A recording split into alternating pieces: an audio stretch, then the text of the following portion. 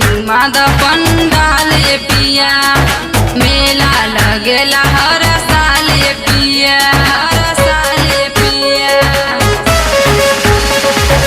हमके घुमाद पंडाल पिया मेला लगेला हर साल पिया हमके गुरही जलेबी ले आई हजारू हमके गुरही जलेबी ले आई हजारू मेहनगर के मेला बलम मशहूर मेहनगर के मेला बलम मशहूर बलम मशहूर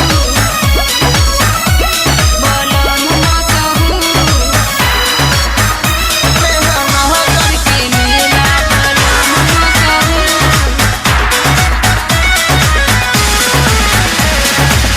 पूरा पंडाल रानी तुहके घुमाई माता रानी के चल के दर्शन कराई दर्शन कराई दर्शन कराई।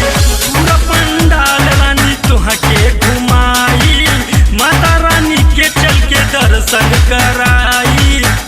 कुछ कहीं तो कहेला तोहरा नालू कुछ कहीं तो कहेला तोहरा नालू मेहनगर का मेला बलम मशहूर मेहनगर का मेला बलम मशहूर बलम मशहूर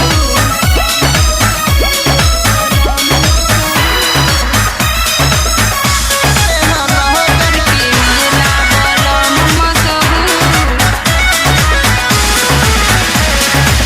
शिवम सुहाना कहे भीड़ हवे भारी यमे से अकेले तोहे कैसे संभाली कैसे संभाली कैसे संभाली।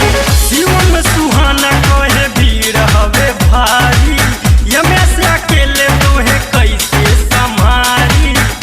कंचन आरती देखई है जला के दिया कंचन आरती देखई है जला के दिया मेहनगर का मेला घुमाती पिया मेहनगर का मेला घुमाती पिया काजी हमरा के ना घुमाइया।